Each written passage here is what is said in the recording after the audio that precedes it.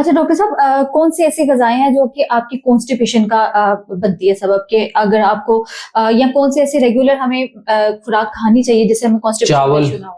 चावल, आलू, गोभी, अच्छा मटर। डॉक्टर साहब, आपको जो चावल नहीं पसंद? किसको?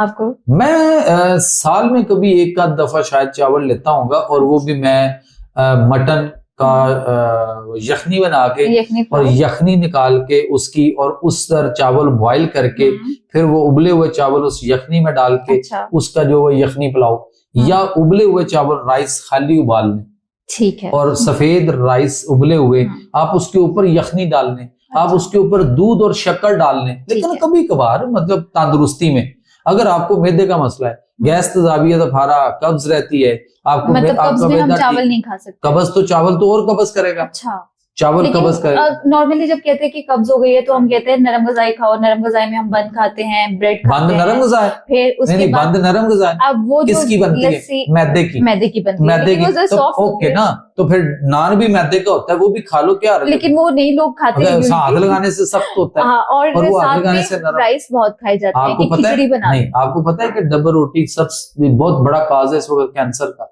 बीमारियों, लेकिन हम धड़ाधड़ लगे हुए हैं। स्लाइस खा लो, कौन कहता है? वो डॉक्टर कहता है जिसको ग़िज़ा की किताब ही नहीं पढ़ाएगी। अच्छा। अल्लाह के नबी सल्लल्लाहु अलैहि वसल्लम ने अपनी पूरी जिंदगी मैदे की कोई चीज चखी भी नहीं। अच्छा। और कौम किस पे, उम्मत किस पे है? सुबह उठे डबल रोटी मैदे की, नान मैदे का, और पूड़ियां मैदे की, रस मैदे के, बिस्किट मैदे के, बेकरी की तमाम आइटम्स मैदे की, और हम लगे हुए हैं उसको धड़ाधड़। ठीक है।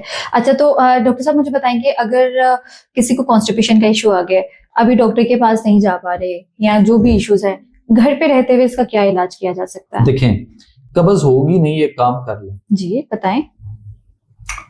सब जब आप उठे ना सुबह जी, तो खाली पेट आप जमीन पे उठते ही बेड से, अगर वॉशरूम जाने की हाजत ना हो तो आप पहले वो काम कर लें, और अगर वॉशरूम जाना चाह रहे हैं तो आप पहले वॉशरूम जाएं, वापस आके फिर कर लें। ठीक है। आप एक गिलास पानी गर्म लें। ठीक है।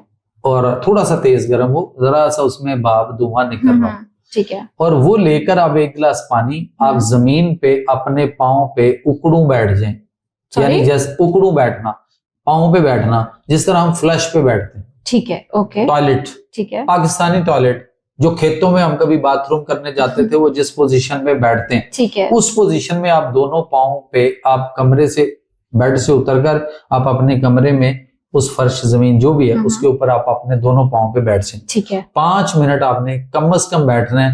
5 के 5.5 6 मिनट हो जाए, 4:45 ना हो। अच्छा। 5 मिनट पूरे करने। ठीक है। एक गिलास पानी ले लें, अपने पास रख लें, और गर्म पानी हो, और उसको छोटी छोटी चुस्की, गर्म हो, जरा तेज गर्म हो, आप छोटी चुस्की के साथ, जैसे लोग तेज गर्म चाय पीते हैं, आप इस तरह उस पानी, गर्म पानी एक गिलास जो, उसको चुस्कियां ले लेके छोटी छोटी आप एक गिलास पानी पिए। डेली वो पानी पीने की एक आदत डालें। ठीक है। इसके लिए कोई एक्सरसाइज भी है सर? इसके लिए कॉन्स्टिपेशन हो जाए, कॉन्स्टिपेशन के लिए आप एक्सरसाइज नहीं, उसके लिए वॉक है। ठीक है। आप वॉक करें, चहलकदमी करें। ओके। आपकी ब्लोटिंग, आपकी गैस ट्रबल जो है वो कम होगी, अफारा नहीं होगा। माएं अपने छोटे बच्चों को अपनी छाती से दूध पिलाएं या फीडर से। दूध पिलाने के बाद क्या करती हैं? कंधे के साथ लगा के पीछे से हल्का हल्का थपकाती हैं और उसको डकार दिलाती हैं। डकार दिलाने के बाद उसको लटाती हैं। और हम बड़े हैं, ना डकार लेते हैं ना किसी को लेने देते हैं, बल्कि हम तो बहुत सारे लोगों की बहुत सारी चीजें खा के डकार मार जाते हैं और वापस भी नहीं करते। ठीक है।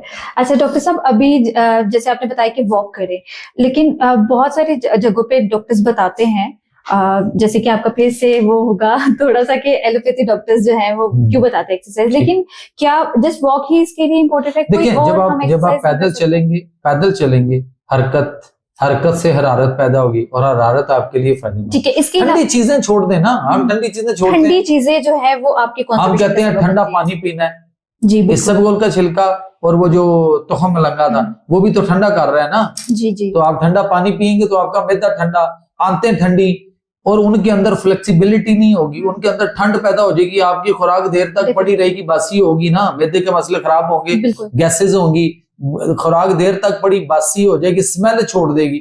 ठीक है। फिर आप मुंह से भी स्मेल आ रही होगी, और वैसे भी किसी के पास बैठे होंगे तो चल भाई तुसी उठ के जरा के पीछे हो थे कि हाँ जी, यहाँ क्या गंद कर रहे हैं। बिल्कुल ठीक तो है। ये चीजें, और फिर वो आंतों के अंदर हरारत नहीं होगी, आंतें ठंडी, तजाबियत उसमें जाएगी, आपका वो जो खुराक फुजला गया वहां देर तक पड़ा रहा तो आपको फिशर फेस्टुला तक ले जाएगा, आपको मुख के मसे करेगा, आपकी जो इंटेस्टाइन्स हैं उनके अंदर अल्सरेटिव कोलाइटिस करेगा, और उसके बाद आपको फिर या खूनी या बादी बवासीर भी हो जाएगी। ओके, तो हम ये सारा कुछ कहाँ से ले रहे हैं? गर्मी खुश्की वाली चीजों से और सर्दी खुश्की वाली चीजों से। ठीक है।